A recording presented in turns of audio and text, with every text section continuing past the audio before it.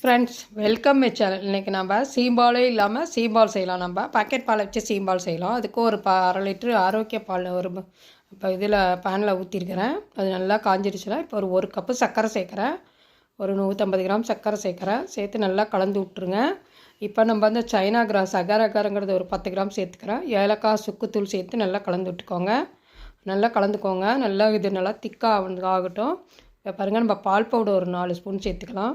சேர்த்து நல்லா கட்டி இல்லாமல் நல்லா கலந்து விட்டுக்கோங்க. நல்லா கலந்துக்கிட்டே இருந்தீங்கன்னா அது கொஞ்சம் திக்னஸாக ஆகும்.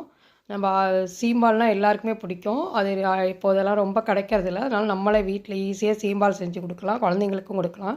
இப்போ இதெல்லாம் கெட்டியாகிடுச்சு. இப்போ ஒரு நெய் தடவை பவுலில் நான் ஊற்றிட்டேன். கொஞ்சம் ஆற வச்சு இதை ஃப்ரிட்ஜில் 1 மணி நேரம் வச்சு எடுத்தோம்னா சூப்பரான சீம்பால் ரெடி ஆயிடும். திடீர் சீம்பால். பிடிச்சிருந்தால் லைக் பண்ணுங்கள், ஷேர் பண்ணுங்கள், கமெண்ட் பண்ணுங்கள், சப்ஸ்கிரைப் பண்ணுங்கள். தேங்க்ஸ் ஃபார் வாட்சிங். சாஃப்டான சீம்பால் பாருங்கள். தேங்க்யூ.